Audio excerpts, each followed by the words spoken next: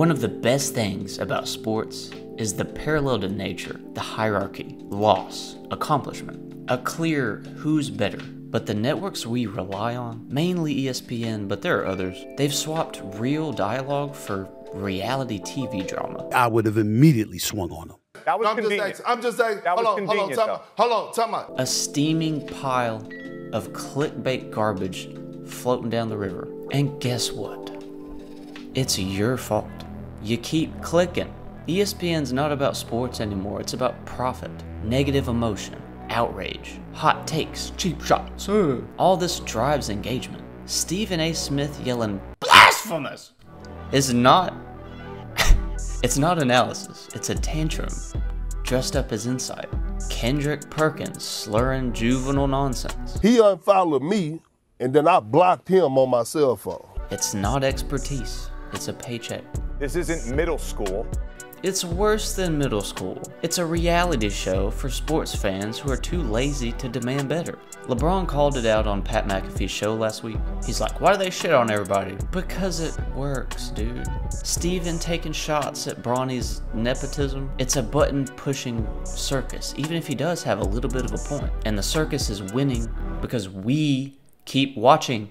Y'all remember when SportsCenter just did highlights and breakdowns? No Scott Van Pompous, no screaming heads. Said that. Yes, you did. Yes, you did. Yes, you did. That is exactly what you implied, Kendrick Perkins. That is exactly what you implied. Secondly, hold on. I did not call. I stated the facts. Just the game. It was a refuge, man. A distraction from life's chaos. And now it's keeping up with the Kardashians. In-game coach interviews where they're like, yeah, we just gotta play better and gotta be better at playing and gotta score more than the other team and play better than them. They're wasting our time chasing viral clips. It dilutes and clogs up live game coverage and it's so annoying. Analytics vomit like, oh, he's the first player to score 16 points with a mom named Harold. It drowns out real stats. Like, the sports are gone. It's been replaced by emotional bait for the masses. No. And maybe the worst part of it all is you're why this happens. You click the clickbait. You watch the clowns and feed the machine. There aren't enough true fans who care about the X's and O's of the game. The Larry Bird trash talk stories, where are those nowadays? MJ hitting Steve Kerr in the face and they still stay together and, you know, go to the championship and everything. Like, where are those stories nowadays? They're not telling real adversity stories. They're telling high school drama garbage stories, and it's nauseating. But there aren't enough true fans who care about the X's and O's for that mode of television to be profitable. Does that make sense? Like, most people don't really care about what a team needs to do in specific situations within the game to overcome what their opponent is doing to them. They don't care about that as much as they care about just, oh, his wife beat his son or something. I don't know, just whatever they talk about. I don't watch them very much anymore because it's just a headache on TV basically.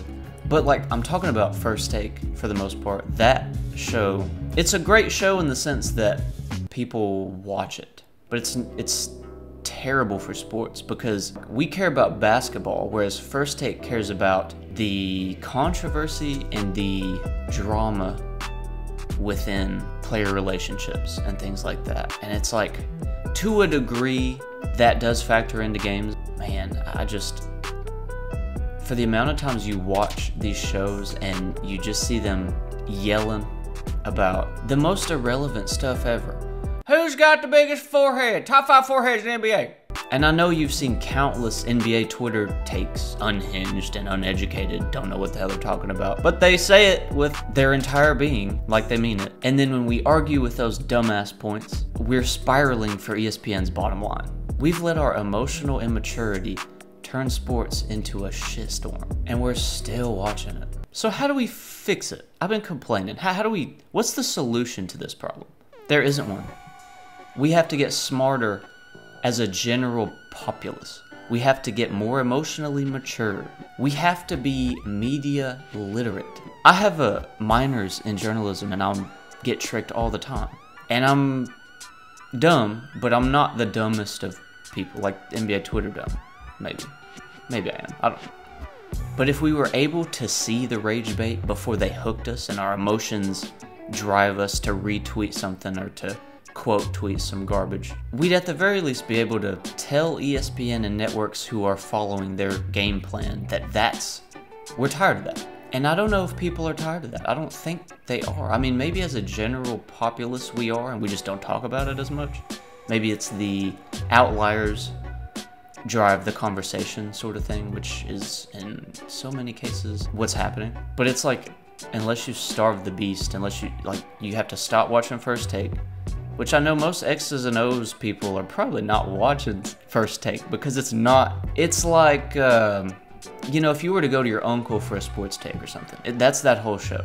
It's just crazy opinions to try to keep your attention. That's all it is. It's not contributing to the game.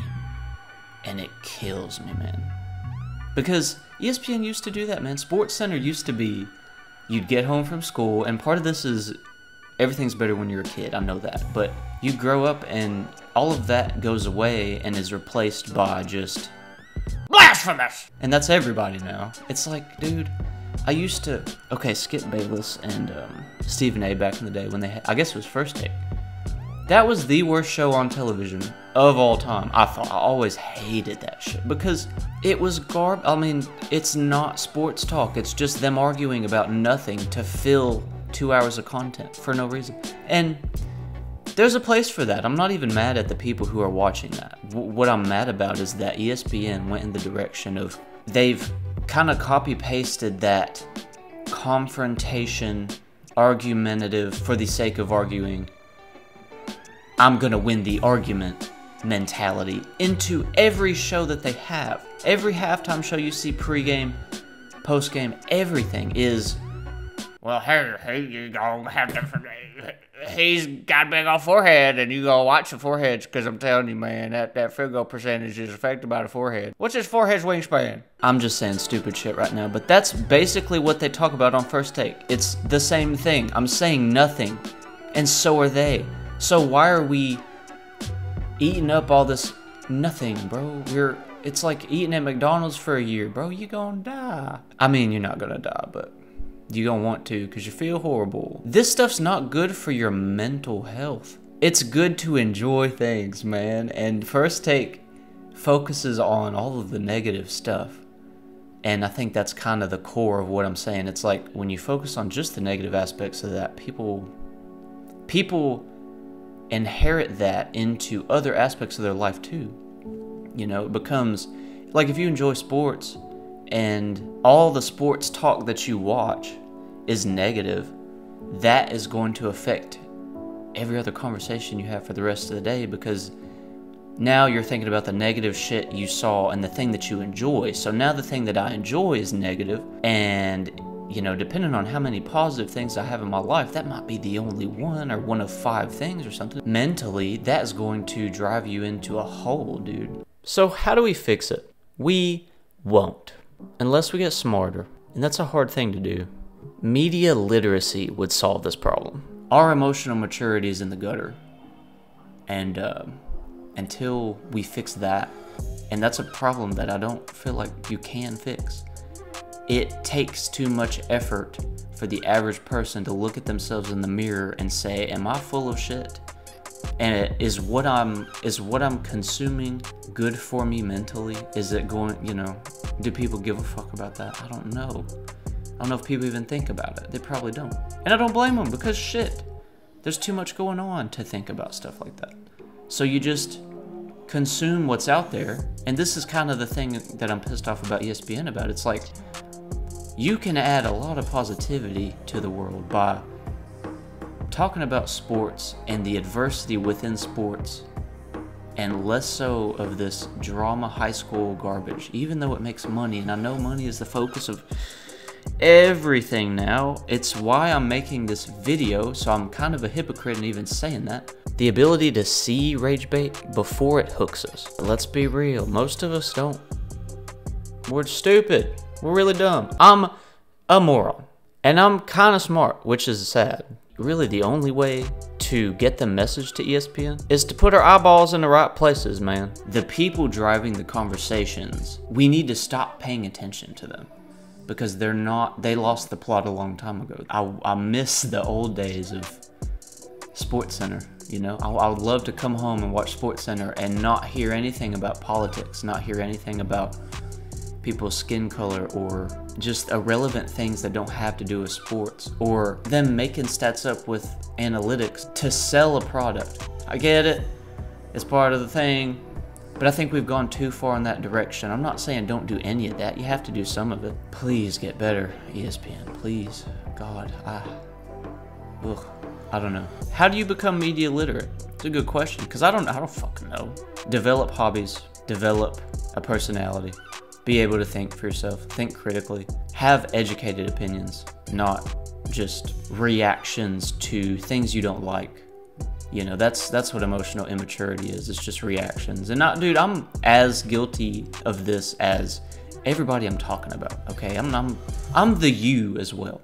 I have a list of really cool journalists who care about the game and not this extracurricular bullshit. Links to all of them are in the description, so check them out, please, man. These dudes are awesome. Nikias Duncan and Steve Jones Jr. They have this podcast called The Dunker Spot. They talk just X's and O's, man, and it's awesome because they appreciate the game. You can tell they break things down at a level. It's at a level that coaches would break it down, you know? Check out The Dunker Spot. Links to it in the description. It's awesome. Tim Legler, probably my favorite person who talks about the NBA because, again, it's just he admires the game. X's and O's, dude, straight to the point. He's got a podcast. It's called All NBA Podcast. Check that out. He's awesome. You need to watch his stuff. Maybe the most authentic journalist on my list, Met Robertson. She writes about the Dallas Mavericks, who, God, they've had a season. She writes for Mavs Moneyball. I'll link them, Silver Screen and Roll and Mavs Moneyball.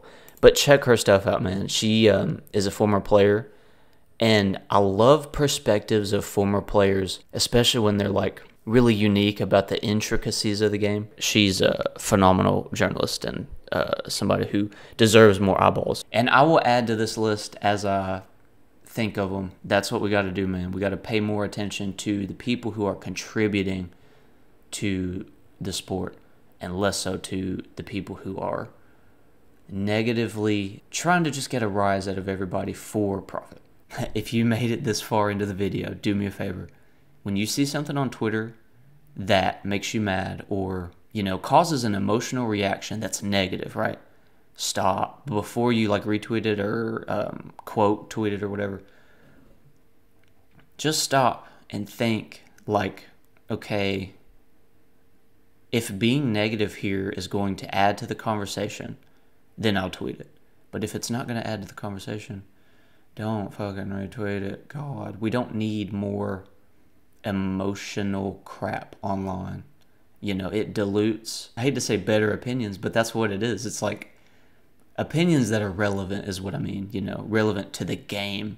Because it's like you want to grow the game. You want more people to watch sports and to play them. And when everything's negative, people are like, they don't enjoy it as much. So they stop caring about it. I don't know, man. Appreciate you watching, dude, if you made it this far. And subscribe. Leave me a comment. What do you think? Am I full of shit? Why do you like First Take if you like it, you know? Because I can't. Maybe it's just my mentality or something. I don't know. I cannot. That is the worst show. Let me shut up. I'll see y'all next time. Appreciate y'all watching. And maybe next time I'll make a positive video instead of being a hypocrite.